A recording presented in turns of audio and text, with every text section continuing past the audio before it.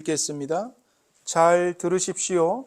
살아계신 하나님의 말씀입니다. 그리스도 예수의 종 바울과 디모데는 그리스도 예수 안에서 빌립보에 사는 모든 성도와 또한 감독들과 집사들에게 편지하노니, 하나님 우리 아버지와 주 예수 그리스도로부터 은혜와 평강이 너희에게 있을지어다. 내가 너희를 생각할 때마다 나의 하나님께 감사하며 간구할 때마다 너희 무리를 위하여 기쁨으로 항상 간구함은 너희가 첫날부터 이제까지 복음을 위한 일에 참여하고 있기 때문이라. 너희 안에서 착한 일을 시작하신 이가 그리스도 예수의 날까지 이루실 줄을 우리는 확신하노라.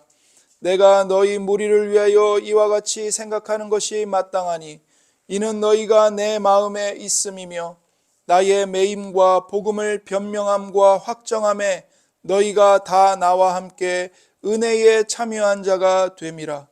내가 예수 그리스도의 심장으로 너희 무리를 얼마나 사모하는지 하나님이 내 증인이시니라. 내가 기도하노라. 너희 사랑을 지식과 모든 총명으로 점점 더 풍성하게 하사 너희로 지극히 선한 것을 분별하며 또 진실하여 허물 없이 그리스도의 날까지 이루고 예수 그리스도로 말미암아 의의 열매가 가득하여 하나님의 영광과 찬송이 되기를 원하노라. 아멘. 이는 살아계신 하나님의 말씀입니다. 오늘도 우리에게 말씀하신 하나님께 감사합니다. 우리가 살아있는 기도로 하나님과 깊이 교제하기 위해서는 무엇보다도 하나님의 은혜가 전적으로 필요합니다. 하나님의 은혜가 우리의 심령에 임할 때 우리의 기도에 생명이 살아나기 때문입니다. 그러나 특별한 은혜가 임해야만 기도를 잘 할 수 있다, 이런 생각 뒤에 숨어서 지금 우리에게 부족한 기도의 모습을 당연하게 여겨서는 안 됩니다. 우리는 이미 성경을 통해서 기도가 얼마나 중요한 것인지를 잘 알고 있습니다. 우리가 신앙의 여정 중에 어디에 서 있든 우리는 지금보다 한 걸음 더 깊은 기도의 자리로 나아갈 수 있고 또 마땅히 나아가야 합니다.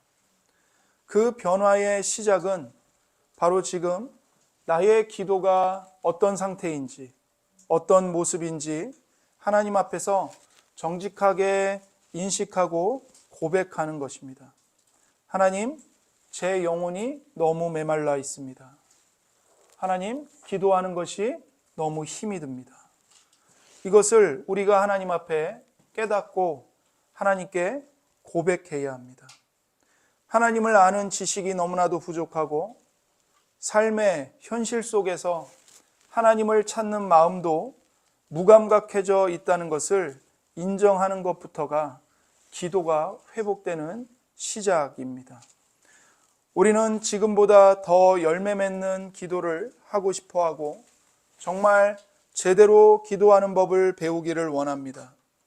영적인 메마름이나 얄팍한 믿음 같은 그런 장애물을 뛰어넘고 싶을 때 우리가 함께 읽은 이 빌립보서에 있는 이 본문에 나오는 바울의 기도는 우리에게 큰 도움이 될 거라고 생각을 합니다.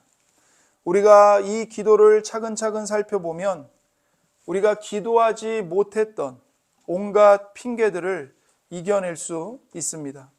겉보기에는 짧고 단순해 보이지만 우리가 그 바울의 기도의 내용을 세 단계로 나누어 살펴보겠습니다. 먼저 첫 번째를 살펴보고자 하는데, 바울은 먼저 하나님께 우리의 사랑이 점점 더 풍성하게 해달라고 기도를 합니다. 9절을 보십시오. 내가 기도하노라. 너희 사랑을 지식과 모든 총명으로 점점 더 풍성하게 하사. 우리의 사랑이 지속적으로 풍성해지기를 간구하고 있습니다. 그런데 여기서 흥미로운 점이 있는데요. 바울이 간구하는 이 풍성한 사랑은 그 사랑 자체가 최종 목적지가 아니라는 것입니다. 이 기도를 끝까지 읽어보면 사랑은 더 큰 목적을 이루기 위한 수단이라는 것을 우리가 알 수 있습니다. 바울이 빌립보 성도들의 사랑이 풍성해지기를 기도하는데 그 진짜 목적은 바로 이것입니다. 10절입니다. 너희로 지극히 선한 것을 분별하며. 즉 바울은 빌립보 도시에 살고 있는 성도들의 사랑이 풍성해져서 많아져서 무엇이 정말 가치 있고 무엇이 정말 하나님 보시기에 지극히 선한 것인지를 분별할 수 있는 수준에 이르기를 기도하고 있는 것입니다. 우리는 그저 사랑이 최고야, 사랑하면 돼, 사랑으로 충분해 라고 생각하기가 쉽지만 바울은 그 사랑은 더 중요한 목적을 이루기 위한 수단이라고 말을 하는 것이죠. 바울의 기도는 지극히 선한 삶의 기준을 향하고 있습니다. 바울은 기도를 통해 우리가 흔히 빠지기 쉬운 적당주의, 다시 말해 이만하면 됐다, 이런 자만심, 그리고 온갖 안일한 핑계들의 일침을 가합니다. 한마디로 바울은 우리에게 지극히 선한 수준에 도달하게 해달라고 기도하고 있는 것입니다. 그런데 이 지극히 선한 것은 하늘에서 갑자기 뚝 떨어지는 게 아닙니다. 바울은 성도들이 무엇이 정말 선한 것인지 삶 속에서 직접 부딪히고 경험하며 분별해내기를 원했습니다. 그래서 바울은 빌립보 성도들이 지극히 선한 것을 분별하려면 그들의 사랑이 그냥 풍성해지는 게 아니라 지식과 모든 총명으로 점점 더 풍성해져야 한다고 말합니다. 9절을 보십시오. 내가 기도하노라 너희 사랑을 지식과 모든 총명으로 점점 더 풍성하게 하사. 여기 총명이 나오는데 이 총명을 다른 표현으로 바꾸면 통찰력, 분별력입니다. 그러니까 총명은 올바르게 인지하고 인식하고 판단하는 내적 능력을 의미합니다. 단순히 정보를 수집하는 것을 넘어서 성령으로 충만한 지성을 통해 하나님을 기쁘시게 하는 것과 그렇지 않은 것을 구별해내는, 분별해내는, 가려내는 능력을 말하는 것입니다. 그게 총명이에요. 여러분, 우리가 이 땅을 살아갈 때 그냥 되는 대로 살아서는 안 되고 우리가 추구해야 할 것이 있습니다. 그게 뭐냐면 지극히 선한 것입니다. 근데 그것은 쉽게 분별되는 게 아니죠. 풍성한 사랑이 그리스도인의 인격으로 나타날 때 비로소 분별할 수 있는 것입니다. 여기서 바울이 왜 굳이 지식과 모든 총명이라는 단어를 사랑 앞에 붙였는지 생각을 해볼 필요가 있습니다. 만약에 우리의 사랑은 풍성해져요. 사랑이 많아요. 그런데 그 사랑이 무지와 둔감함으로 풍성해진다면 어떻게 될까요? 만약 그렇게 되면 상대방에게 정말 선하고 올바르고 그 사람에게 필요한 것이 무엇인지를 모르기 때문에 사랑을 하면 할수록 상대방을 망치게 될 겁니다. 사랑이 미련하고 서투르면 어떻게 될까요? 지혜가 없기 때문에 사랑을 표현하면 할수록 갈등만 생깁니다. 부부관계에서 이게 많이 나타나죠.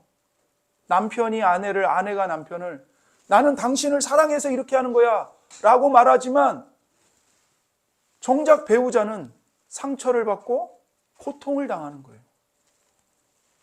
사랑이 값싼 감상주의로 풍성해지면 어떻게 될까요?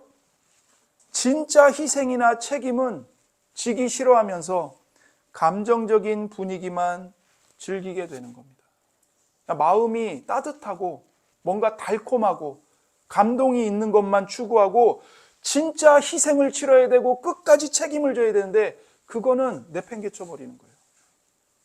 감정적인 카타르시스만 느끼려고 하는 거죠. 어떤 희생도 책임을 감수하는 것도 없는 겁니다. 그것은 사랑이 값싼 싸구려 감상주의로 변질된 겁니다. 사랑이 과거의 향수에만 머물러 있으면 어떻게 될까요? 옛날이 좋았는데, 옛날엔 좋았는데, 그러면서 과거의 영광에 매달려서 현재 소중한 것을 보지 못하고 내가 사랑하고 책임져야 할 것들을 잃어버린 채 오늘을 제대로 살지 못하게 되는 겁니다. 그래서 사도 바울이 구한 사랑은 그냥 사랑이 점점 더 풍성해지기만을 기도하는 게 아니라 그 사랑이 무엇으로 풍성해지기를 구하고 있습니까? 지식과 모든 총명으로. 다시 말해 하나님을 아는 지식과 모든 통찰력으로, 모든 분별력으로 점점 더 풍성해지는 사랑을 간구하고 있는 것입니다. 즉 감정에만 치우친 맹목적인 사랑이 아니라 무엇이 옳고 그른지, 무엇이 정말 하나님을 기쁘시게 하는지, 무엇이 그 사람에게 정말 유익한 것인지를 정확히 분별하는 지식과 모든 총명으로 점점 더 풍성해지는 사랑을 위해서 기도하고 있는 것이죠.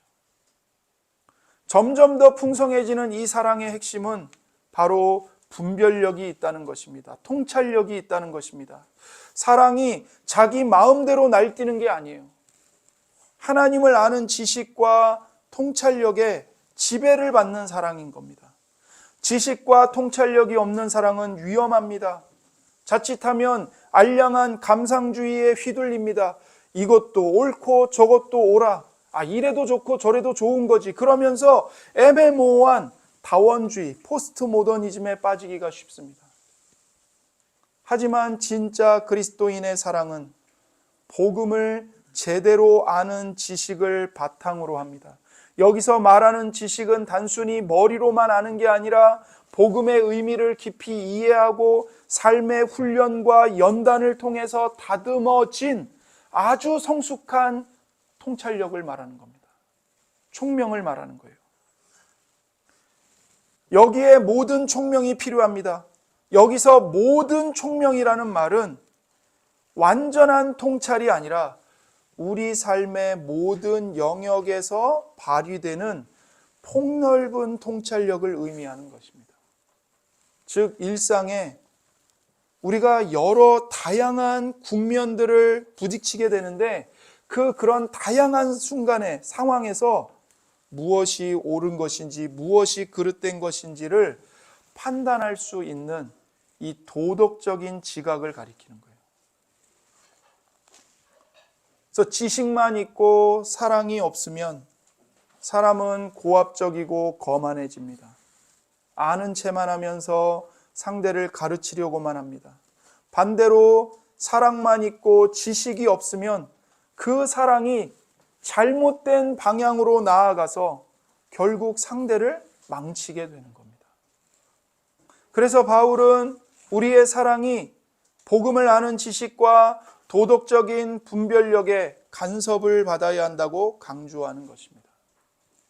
이런 간섭은 사랑을 억누르는 게 아니라 오히려 그 사랑이 오염되지 않도록 잘못된 방향으로 흘러가지 않도록 지켜주는 것이죠.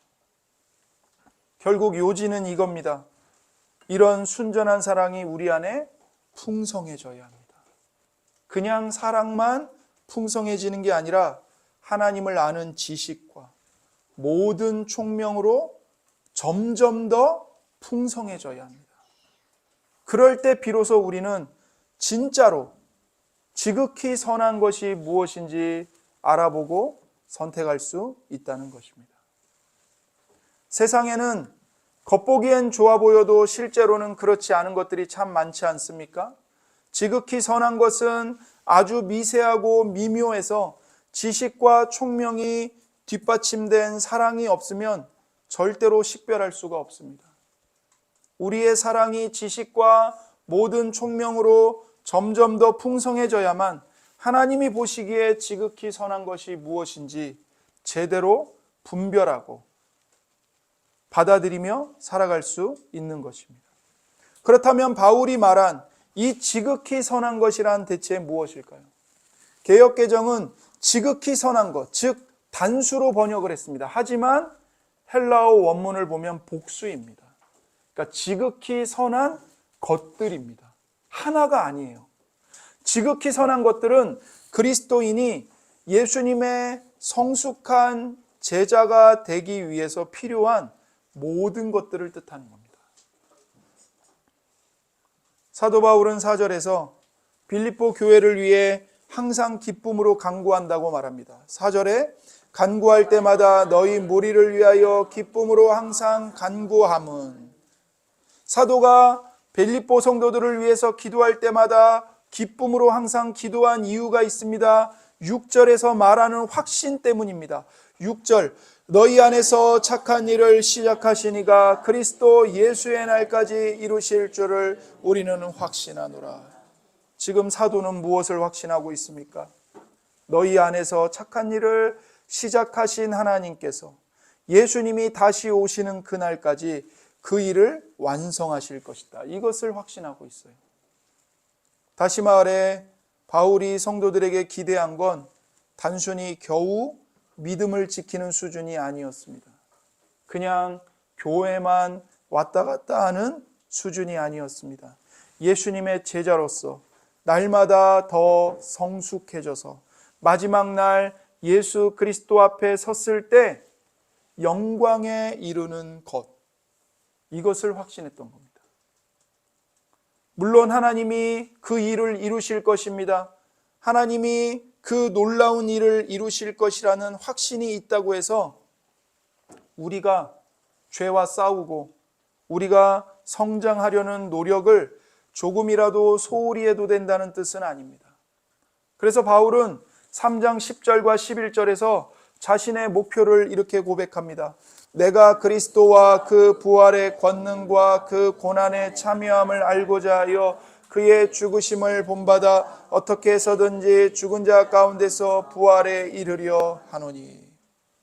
사도 바울이 바라는 것은 가장 먼저 그리스도를 아는 것입니다. 내가 그리스도를 알고 그리스도의 부활의 권능을 깨닫고 그리스도의 고난에 동참하여 그리스도의 죽으심을 본받는 것입니다. 그리하여 나는 어떻게 해서든지 죽은 사람들 가운데서 살아나는 부활에 이르고 싶다고 말하는 거예요. 이게 사도 바울의 목표였어요.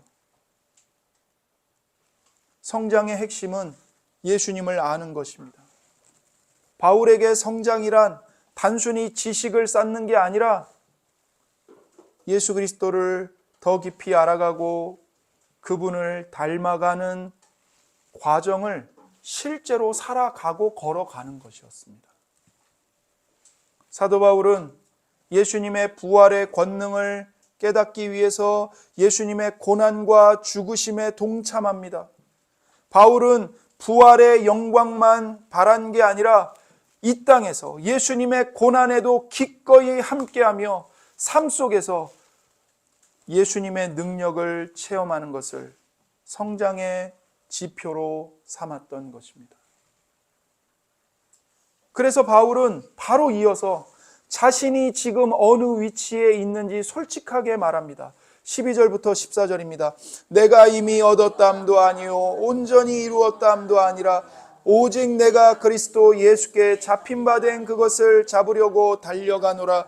형제들아, 나는 아직 내가 잡은 줄로 여기지 아니하고 오직 한 일, 즉 뒤에 있는 것은 잊어버리고 앞에 있는 것을 잡으려고 표대를 향하여 그리스도 예수 안에서 하나님이 위에서 부르신 부름의 상을 위하여 달려가노라. 바울이 지금 뭘 고백하죠? 자기가 이미 다 이뤘다고 말하지 않습니다. 자만하지 않습니다. 나는 아직 멀었습니다. 이미 얻은 것도 아니고 완성된 것도 아닙니다. 그렇게 말하면서 오직 예수님께 붙들린 그 목표를 향해 끝까지 달려가고 있다고 고백을 하는 거예요. 그리고 달려가겠다고 다짐을 하는 겁니다. 지나간 일들은 다 뒤로 하고 그것들을 더 이상 연연해하지 않고 앞에 있는 표대와 하나님이 주실 상을 바라보며 전력 질주하겠다는 것입니다. 완성을 향해 멈추지 않는 경주입니다. 하나님이 결국 우리를 온전하게 만드실 것이다. 그 확신이 있지만 바울은 그것을 핑계로 안주하지 않습니다. 오히려 그 지극히 선한 것들에 도달하기 위해서 마치 달리기 선수처럼 끝까지 최선을 다해 노력하는 것이 성숙의 본질임을 몸소 보여주고 있습니다. 이제 우리는 바울이 신자들에게 그토록 말했던 지극히 선한 것들이 무엇인지 확실히 알 수 있습니다. 지극히 선한 것들은 다름 아닌 그리스도인의 성숙한 제자도를 이루는 모든 요소를 뜻합니다. 그러니까 저와 여러분이 그냥 교회만 왔다 갔다 하는 종교인이 아니라 정말 예수님 말씀대로 사는 예수님의 성숙한 제자로 성장하기 위해서 필요한 모든 것들을 뜻하는 거예요. 그것을 가리켜 지극히 선한 것들이다 이렇게 말하는 거예요. 그래서 바울이 말하는 이 지극히 선한 것들은 단순히 이게 맞다 저게 틀리다 그것만을 따지는 흑백 논리의 수준만이 아닙니다. 여기에는요 예수님의 부활의 능력을 더 깊이 경험하기 위해 예수님이 겪으신 고난에도 기꺼이 동참하는 삶이 포함되어 있는 것입니다. 이렇게 예수님을 따라 걸어가면 결국 예수 그리스도를 더 깊이 알아가게 되고 하나님이 우리 안에서 시작하신 선한 일들이 완성될 그날을 간절히 사모하게 되는 것입니다. 사실 지극히 선한 것들을 분별하는 것은 아주 미세하고 미묘한 선택의 문제입니다. 단순히 정답만을 고르는 게 아니라 한 사람의 가치관과 우선순위 그리고 평소의 생각과 마음가짐이 고스란히 묻어나는 결정인 셈인 거죠. 그래서 바울은 빌립보 성도들의 사랑이 하나님을 아는 지식과 깊은 통찰력으로 넓은 통찰력으로 더욱더 풍성해지기를 간절히 기도한 겁니다. 그들의 마음과 생각이 그들의 가치관이 그들의 시선이 철저하게 그리스도인답게 변화되지 않으면 무엇이 정말 하나님 보시기에 가장 선하고 가치 있는 것들인지를 결코 알아볼 수도 없고 선택할 수도 없기 때문입니다. 우리도 바울의 기도를 본받아야 합니다. 우리의 사랑이 지식과 모든 총명으로 점점 더 풍성해지기를 위해서 기도해야 합니다. 그래야 우리가 지극히 선한 제자의 삶이 무엇인지, 제자도가 무엇인지를 제대로 분별할 수 있고요. 그 길을 걸어갈 수 있기 때문입니다. 우리가 얼마나 성장했든, 여러분이 지금 어느 수준에 와 있든 지극히 선한 것들을 분별하기 위해서 쉬지 않고 기도하셔야 합니다. 바울은 절대로 교회만 왔다 갔다 하는 것에 만족하지 않았습니다. 하나님께서 결국 우리를 예수님이 다시 오시는 그날에 영광에 이르도록 하실 거라는 사실을 너무나도 잘 알고 있었기 때문에 오히려 지금 이곳에서 지금 이 순간부터 그 목표를 향해 더 힘차게 달려가기를 갈망했던 것입니다. 그래서 바울은 기도하는 일에도 결코 게으름을 피울 수 없었습니다. 자신과 모든 성도들이 더 거룩해지고 삶의 열매가 맺힐수록 아직 가야 할 길이 얼마나 더 많이 남았는지를 뼈저리게 실감했기 때문입니다. 여러분, 우리도 똑같습니다. 우리가 더 거룩해지고 하나님의 은혜로 성화의 열매가 맺힐수록 안주하게 되는 것이 아니라 회개할 나의 죄를 더 많이 발견하게 됩니다. 저와 여러분이 정말로 성화하고 있잖아요. 성숙해지고 있잖아요. 그러면 자랑할 거리가 늘어나는 게 아니라 자신의 무가치함을 훨씬 더 많이 보게 되고 깨닫게 됩니다. 성화되기 전에는 안 보였어요. 그런데 은혜를 받고 성화의 열매가 맺힐수록 내 자신이 얼마나 무가치한 자인지를 깨닫게 돼요. 그래서 그것 때문에 예수님의 중보를 더욱더 의존하게 됩니다. 예수님의 십자가를 더욱더 의지하여 하나님의 은혜의 보좌 앞에 더욱더 나아오게 되는 겁니다. 그래서 정말 성화되는 참된 제자는 자랑할 것이 십자가에 못 박히신 그리스도 외에는 남는 게 없어요. 내가 뭘 했든, 내가 어떤 희생을 치렀든 하나도 자랑할 게 되지 않아요. 오직 나를 사랑하사 나를 위하여 자기 몸을 아낌없이 희생하신 십자가에 못 박히신 예수 그리스도, 주님만이 나의 전부입니다. 그 고백을 하는 겁니다. 사도 바울은 빌립보 교회 사람들도 자신과 똑같은 비전을 품게 되기를 간절히 바랬습니다. 한마디로 바울은 예수님의 제자로 성장하는 일에 열정적이었고 본인이 그렇게 사는 것을 넘어서 다른 사람들도 그런 삶을 살 수 있도록 그들을 위해서 쉬지 않고 기도했습니다. 우리는 자신에게 질문해야 합니다. 나는 나 자신을 위해서든 주변 사람들을 위해서든 지극히 선한 것들, 하나님이 보시기에 선한 것들을 분별하기 위해 얼마나 기도하고 있는가? 나의 사랑이 지식과 모든 총명으로 점점 더 풍성해지도록 기도하고 있는가? 교회 지체들을 위해서도 똑같이 기도하는가? 아니면 솔직히 내 신앙생활에 적당히 안주하고 있는가? 질문을 해야 합니다. 사랑하는 여러분, 여러분에게 죄책감을 유발하기 위해서 이런 질문을 하는 것이 아닙니다. 죄책감 그 자체는 우리를 거룩하게 변화시키지 못합니다. 사랑하는 성도 여러분, 오직 하나님의 은혜를 바라보십시오. 우리가 하나님의 진노 아래에 있었을 때에 약속하신 대로 예수님이 우리를 위해 죽으셨습니다. 우리가 아직 죄인 되었을 때에 예수님께서 우리를 위해 죽으심으로 하나님께서 우리에 대한 자기의 사랑을 확증해 보여주셨습니다. 우리가 예수님의 피로 의롭다함을 얻었고 하나님의 진노에서 구원을 받았습니다. 우리가 하나님의 원수였을 때에 예수님의 죽으심으로 하나님과 화목하게 되었습니다. 십자가에 못 박히신 예수 그리스도로 말미암아 우리가 이제는 하나님을 즐거워하게 되었습니다. 성령 하나님께서 우리 안에 내주하셔서 우리가 하나님의 모든 기업을 상속받는 자녀가 되게 하셨고 성령께서 우리가 하나님의 자녀임을 날마다 증언하십니다. 너는 하나님의 자녀다. 하나님께서는 우리를 위해 자기 아들을 아끼지 아니하셨어요. 십자가에 죽기까지 우리 죄를 위한 속죄 제물로 내어주셨습니다. 자기 아들을 아끼지 않으시고 우리를 위해 내어주신 아버지께서 어찌 그 아들과 함께 모든 것을 선물로 주지 않으시겠습니까? 예수님은 죽으셨지만 다시 살아나셔서 하나님의 오른쪽에 계십니다. 그리고 우리를 위해 날마다 간구하고 계십니다. 누가 우리를 하나님의 사랑과 그리스도의 사랑에서 끊을 수 있겠습니까?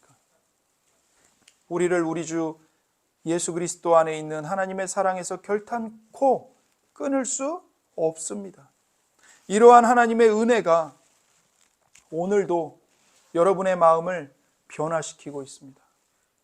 여러분 자신뿐만이 아니라요, 우리 모두의 사랑이 지식과 모든 총명으로 점점 더 풍성해지고 우리 말씀의 교회에 있는 모든 교우들이 지극히 선한 것들을 분별하여 예수님의 제자로 함께 성장하기를 기도하시기를 부탁드립니다.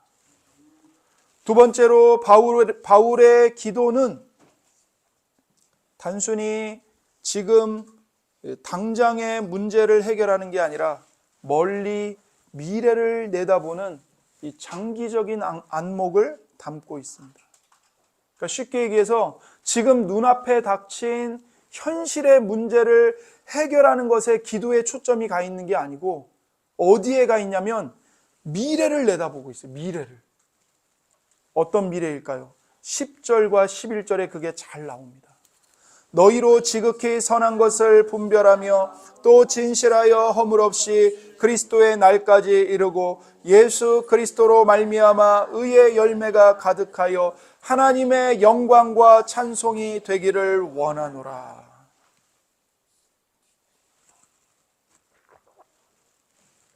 이 구절을 보면 바울이 사랑의 성장을 구하는 목적이 두 가지인 것처럼 보입니다. 10절에 보세요. 너희로 지극히 선한 것을 분별하며 또 진실하여 허물 없이 그리스도의 날까지 이루고. 그러니까 여기 또라는 접속사로 연결을 해서 마치 사랑의 목적이 두 가지인 것처럼 번역을 한 거예요. 그러니까 하나는 지극히 선한 것을 분별하는 것이고 또 하나는 진실하고 허물 없이 그리스도의 날까지 이르는 것. 이렇게 바울이 사랑의 성장을 구하는 목적이 두 가지인 것처럼 보입니다. 그러나 헬라어 원문에는 그렇지가 않습니다. 헬라어 원문에는 진실하여 허물 없이라는 말 앞에 또라는 연결어가 없습니다, 여러분. 없어요. 또가 없이 새로운 절이 시작됩니다. 그러니까 여기서 또는 번역하는 사람들이 집어넣은 거예요. 이게 무슨 뜻이냐면 10절을 잘 보세요. 지극히 선한 것들을 분별하는 모든 과정이 결국은 그리스도의 날에 진실하고 허물 없는 모습으로 서기 위한 준비 단계라는 것입니다. 바울은 신자들이 지극히 선한 것들을 분별하기를 기도했는데 그 최종 목적이 뭐냐면 그리스도가 다시 오시는 그날에 의의 열매가 가득한 상태가 되게 하려는 것. 이게 최종 목적이었습니다. 그래서 새번역 성경은 이 구절을 이렇게 번역했어요. 여러분이 가장 좋은 것이 무엇인가를 분별할 줄 알게 되는 것입니다. 그리하여 여러분이 그리스도의 날까지 순결하고 흠이 없이 지내며 예수 그리스도께서 주시는 의의 열매로 가득 차서 하나님께 영광과 찬양을 드리게 되기를 나는 기도합니다. 여기 새 번역에는 뭐라고 번역을 해놨죠? 그리하여. 이 그리하여가 뭐예요? 목적을 밝히는 접속사죠. 그리하여. 그래서 바울은 빌립보 성도들이 가장 좋은 것들이 무엇인가를 분별할 줄 알게 되기를 기도합니다. 그 목적이 뭐예요? 그리하여 여러분이 그리스도의 날까지 순결하고 흠이 없이 지내며 예수 그리스도께서 주시는 의의 열매로 가득 차서 하나님께 영광과 찬양을 드리는 것입니다. 이것이 바울의 최종 목적이에요. 우리가 지극히 선한 것들을 분별하는 목적은 단순히 아는 데서 그치는 게 아니라 실제로 우리의 삶이 진실하고 의를 행하는 방향으로 나아가기 위해서입니다. 10절과 11절을 한 번 더 보세요. 진실하여 허물 없이 그리스도의 날까지 이루고 예수 그리스도로 말미암아 의의 열매가 가득하여. 바울이 말하는 목표는 아주 구체적입니다. 속이 투명하게 보일 정도로 깨끗한 진실함. 그리고 누구도 탓할 것이 없는 허물 없는 모습. 그리고 의로운 삶으로 가득 차는 거예요. 그래서 진실하여 허물 없이 의의 열매가 가득하여 이렇게 말하죠. 그러니까 이것은 우리의 생각만이 아니라 우리의 모든 능력과 존재를 다해서 부딪혀야 하는 도전입니다. 그리고 연단받아야 하는 것들입니다. 그러니까 결국 이 과정을 통해 우리의 삶 자체가 변화되게 되는 겁니다. 11절에 의의 열매가 나옵니다. 이 말은 하나님이 보시기에 올바른 말과 생각, 행동들이 우리 삶에 가득해지는 것을 뜻합니다. 중요한 건 이 의로운 성품이 우리 스스로 만들어낸 게 아니라 열매라는 점입니다. 열매. 여러분, 열매를 맺는 나무를 떠올려 보세요. 그 열매를 가지가 스스로 맺습니까? 아니죠. 나무 둥치와 뿌리에서부터 생명과 진액을 공급받아서 가지가 열매를 맺는 겁니다. 우리도 똑같습니다. 물론 우리가 노력해야 돼요. 하지만 실제로 우리 삶에서 성장이 일어나고 열매가 맺히도록 생명을 주시는 분은 바로 예수 그리스도이십니다. 결국 바울이 구하는 의의 열매는 우리가 예수님과 깊이 연결되어 있을 때 자연스럽게 맺히는 아름다운 변화들을 말하는 겁니다. 바울은 우리가 맺는 모든 선한 모습이 결국 예수 그리스도로 말미암아 나타나는 열매라는 것을 강조하고 있습니다. 사도 바울은 갈라디아서에서 성령의 열매를 이야기했습니다. 갈라디아서 5장 22절 23절 오직 성령의 열매는 사랑과 희락과 화평과 오래 참음과 자비와 양선과 충성과 온유와 절제니 이 같은 것을 금지할 법이 없느니라.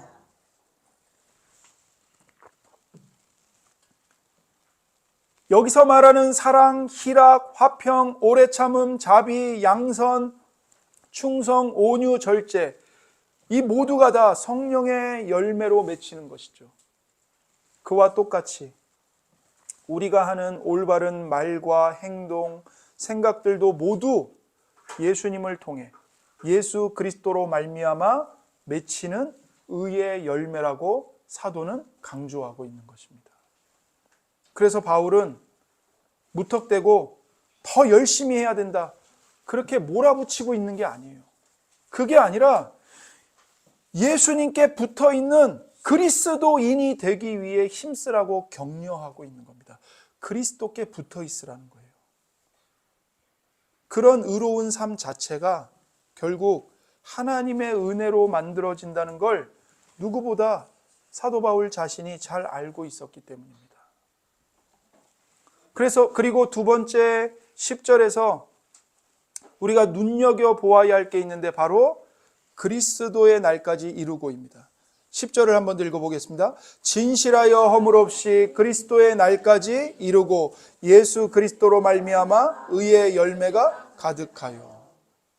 바울이 사랑이 지식과 총명으로 풍성해져서 탁월한 수준에 이르게 해달라고 기도한 진짜 목적이 여기에 담겨 있어요.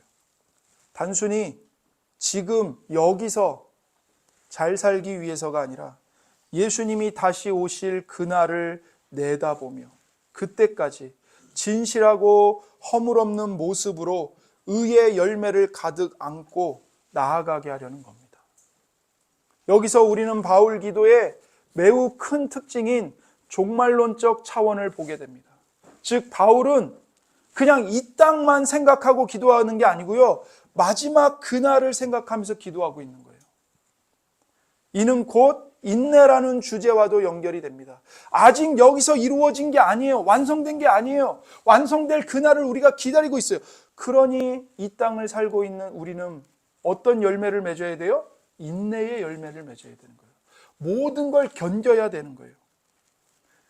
앞에서 1장 6절에서 하나님이 시작하신 일을 그리스도 예수의 날까지 완성하실 것이라고 바울이 확신했죠. 이것을 여기서 다시 한번 강조하고 있는 겁니다. 바울이 그리스도의 날을 이야기한 것은요, 결코 성도들을 겁주려고 말하고 있는 게 아닙니다. 지금 똑바로 안 살면 나중에 큰일 난다, 심판 때 진땀 빼면서 변명해야 할 거다, 그렇게 협박하고 있는 게 아닙니다.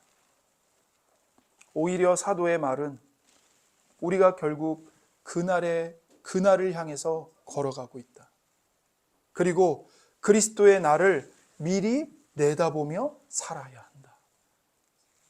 그 말을 하고 있는 겁니다. 사랑하는 성도 여러분, 우리는 언젠가 의가 가득한 새하늘과 새 땅에서 살게 될 겁니다. 그때가 되면 우리 삶의 모든 열매는요, 완벽하게 의로워질 겁니다. 이 땅에서 우리가 맺는 의의 열매는 의의 열매가 맞기는 하지만 병들어 있는 경우가 많아요. 벌레가 먹고 볼품 없고 튼실하게 맺혀야 되는데 아주 작게 맺히고. 왜 그렇죠? 우리가 여전히 부패한 본성을 갖고 살아가고 있기 때문에 그래요. 그러나 이 땅에서 아무리 벌레가 먹고 아무리 병들고 아무리 못생겼어도 아무리 작아도 의의 열매는 의의 열매예요. 근데 그것이 언제 완성돼요? 예수 그리스도께서 다시 오시는 그날에 완전한 의의 열매로 주님이 완성하시는 거예요. 그래서 바울은 우리에게 지금부터 그날을 바라보며 의의 열매를 풍성하게 맺으며 살라고 권면하고 있는 겁니다. 낙심하지 말라는 거예요. 그리스도 안에서 이미 시작된 미래를 지금 이곳에서 살아가라는 것입니다. 이것이 바로 종말론적 신앙으로 사는 삶입니다. 하나님이 우리를 부르신 데에는 바로 이런 의미가 담겨 있습니다.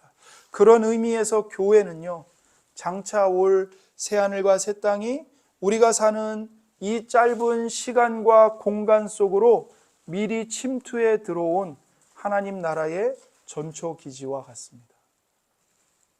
교회는 하나님의 나라가 이 사탄과 죽음과 죄가 지배하고 있는 이 우주 공간 속에, 이 세상 속에 하나님 나라가 침투해 들어온 거예요.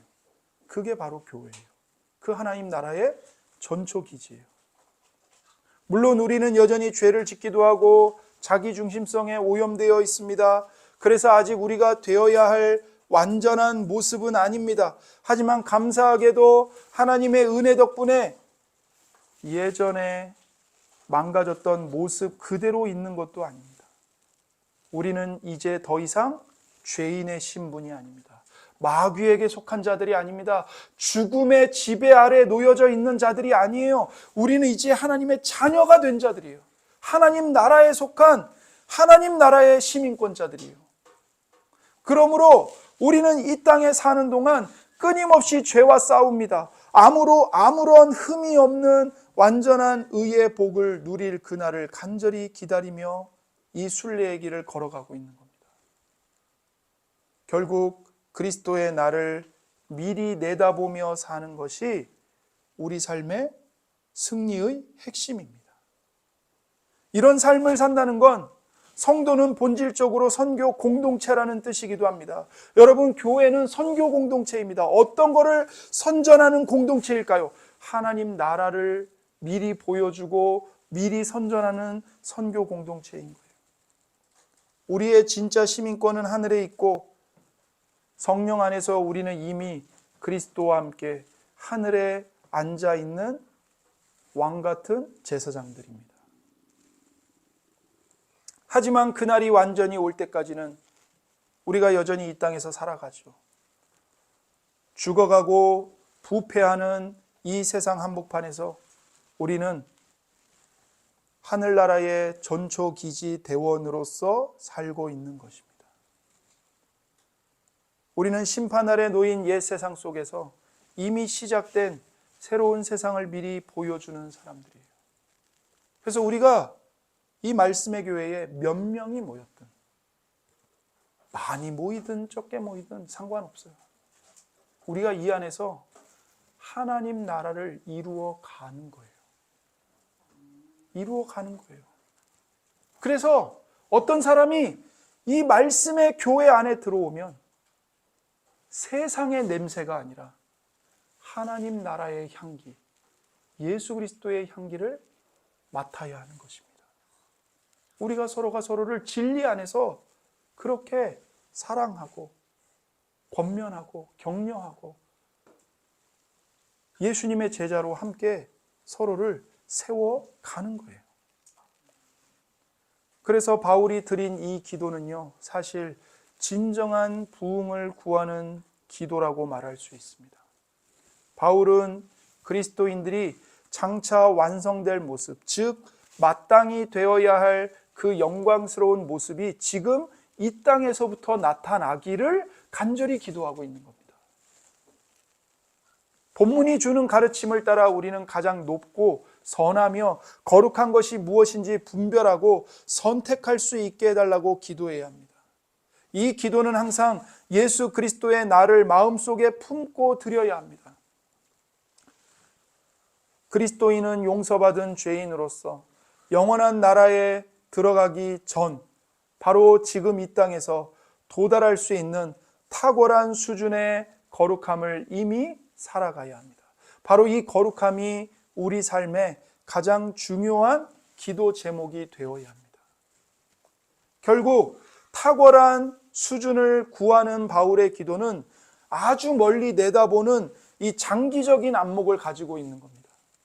오늘 하루의 삶을 단순히 그냥 오늘로 끝내는 것이 아니라 예수 그리스도가 다시 오시는 그 날과 긴밀하게 오늘이 연결되어서 살아가는 거예요.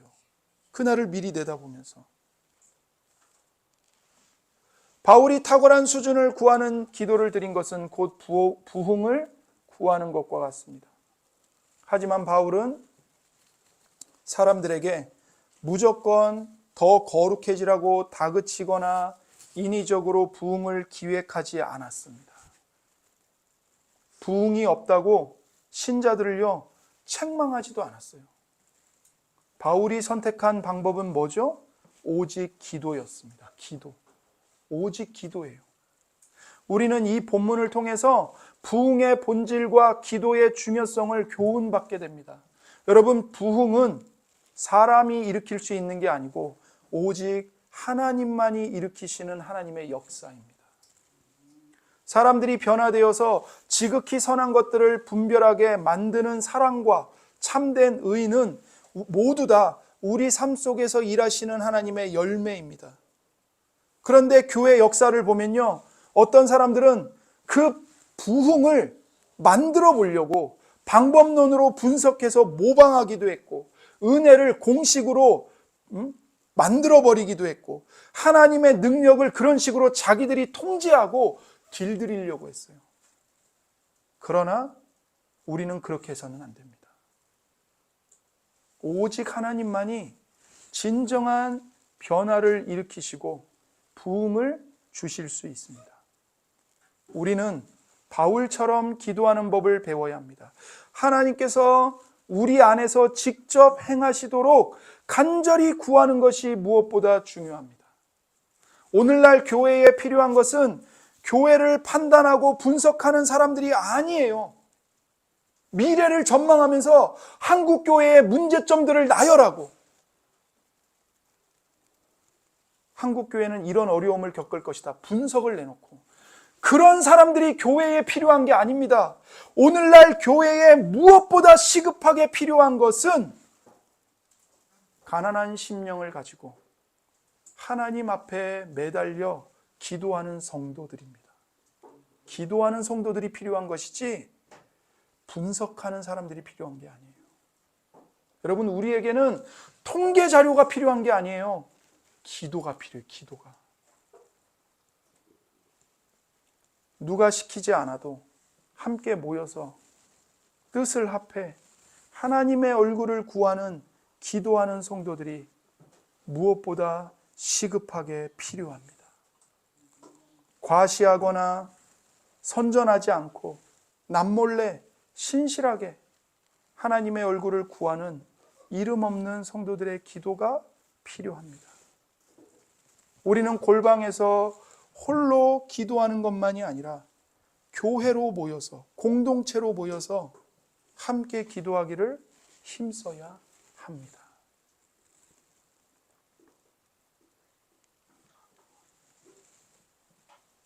교회가 부흥이 안 되고 교회가 병 들어가고 교회가 타락하는 것을 가지고 이건 누구 때문이고 이건 누구 때문이고 이건 뭐 때문이고 이건 누가 잘못해서 이런 거고, 그것이 필요한 게 아니라 내가 몸담고 있는 이 말씀의 교회를 끌어안고, 이 말씀의 교회의 아픔을 끌어안고, 이 말씀의 교회의 연약함을, 고통을 끌어안고 하나님 앞에 통곡하며 기도하는 것, 그것이 하나님의 부흥을 선물로 받는 길입니다. 우리가 한 마음으로 예수 그리스도의 나를 바라보며 지극히 선한 것을 위해 기도하는 것이 곧 부흥을 구하는 길입니다. 부흥은 인간의 계획이나 방법이 아니라 바울처럼 하나님의 주권을 인정하며 기도의 자리로 나아갈 때 시작된다는 사실을 기억해야 합니다. 세 번째, 바울이 이렇게 기도하는 궁극적인 목적은 오직 하나님의 영광과 찬송을 위해서입니다. 여러분, 11절입니다. 예수 그리스도로 말미암아 의의 열매가 가득하여 하나님의 영광과 찬송이 되기를 원하노라. 하나님의 영광과 찬송이 되기를 원하노라. 바울이 지극히 선한 것들을 분별하는 것, 즉 탁월한 수준을 간구하는 일은 자칫 잘못하면 비참한 우상 숭배인 완벽주의로 변질될 수 있습니다.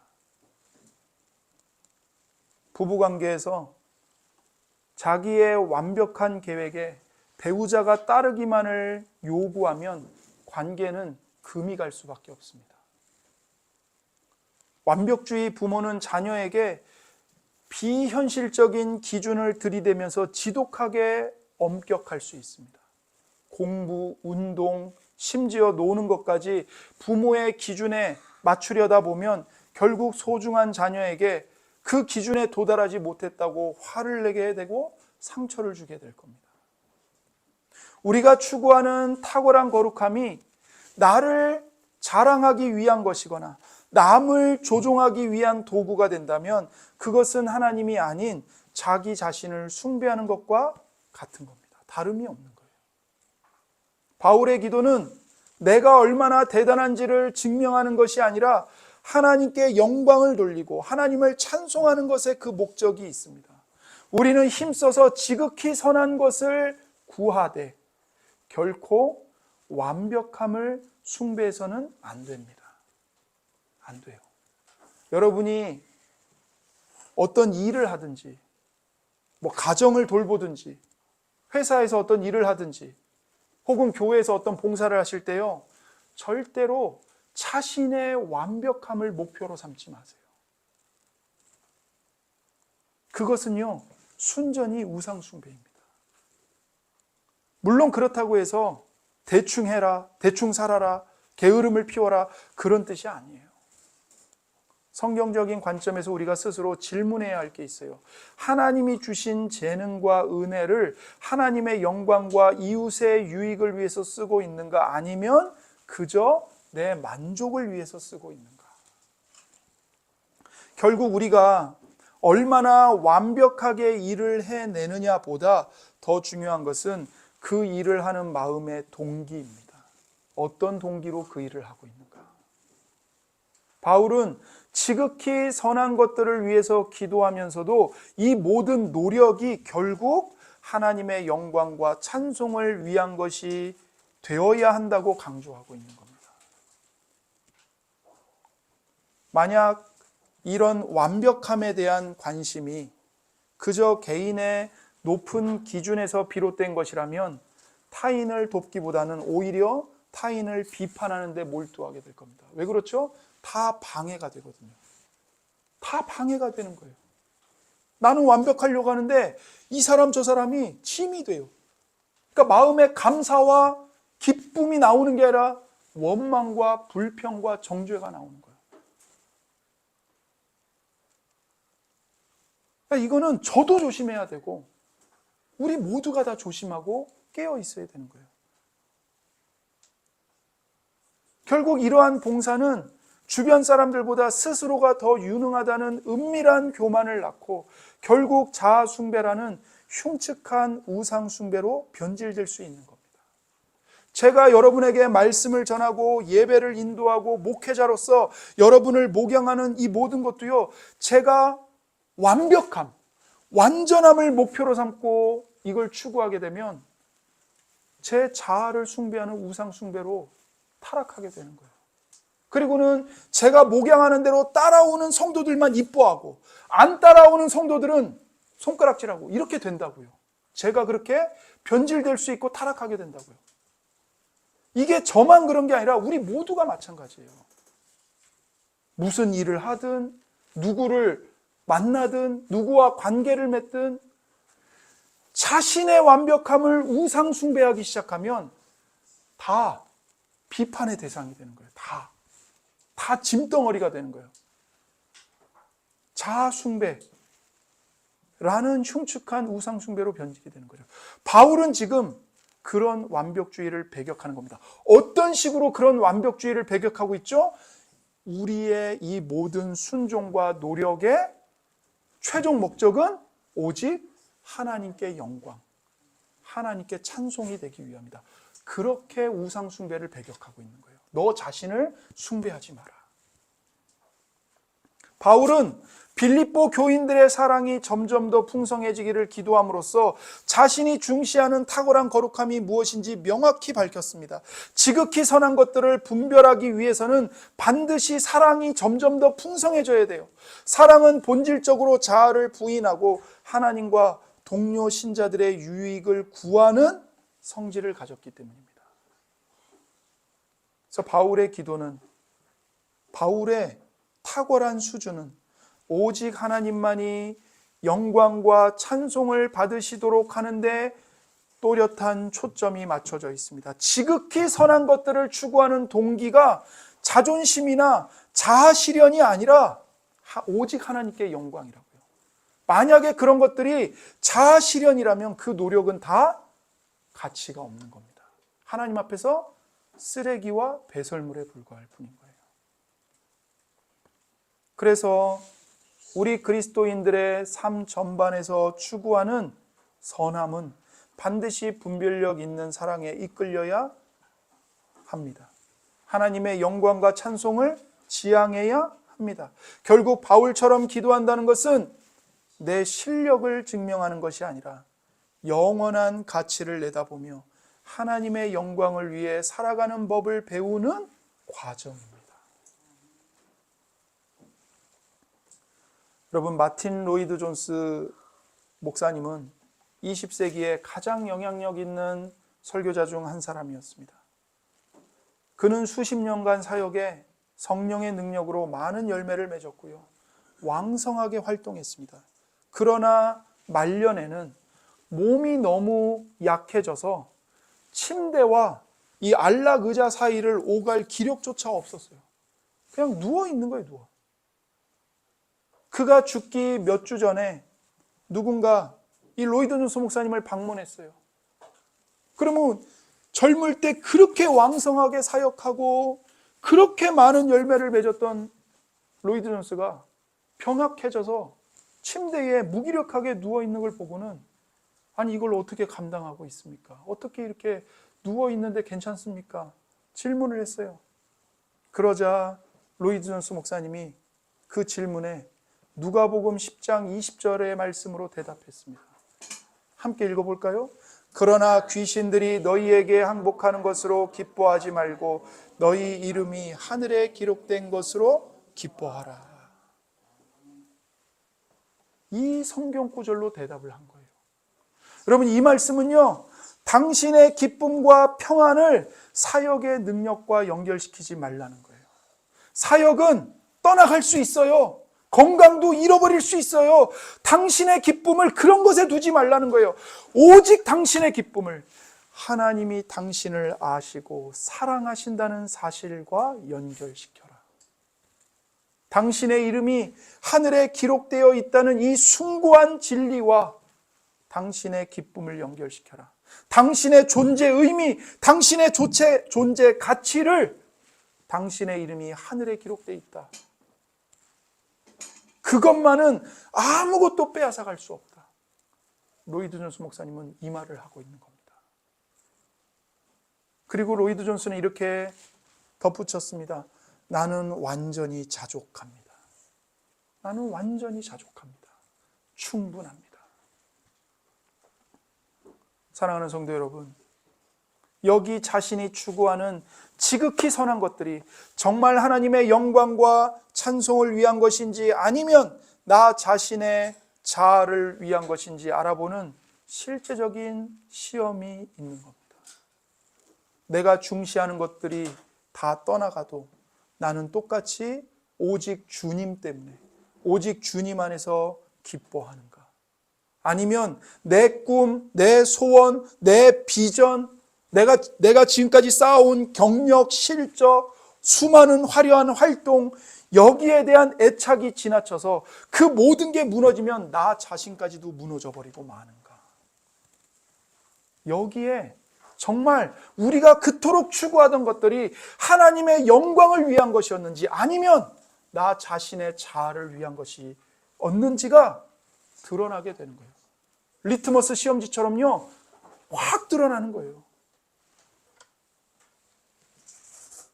지극히 선한 것들을 분별하는 탁월한 거룩함의 사랑을 간구하는 바울의 기도는 우상 숭배가 아니라 철저히 하나님의 영광을 즐거워하며 찬송하기 위한 것이었습니다. 주 안에서 살아가는 성도 여러분, 여러분의 기도와 삶이 오직 하나님의 영광을 즐거워함으로써 하나님을 찬양하고 하나님을 영화롭게 하는 기도와 삶의 여정이 되기를 축복합니다. 기도하겠습니다. 이 시간 우리에게 주신 말씀으로 기도합니다. 우리의 사랑이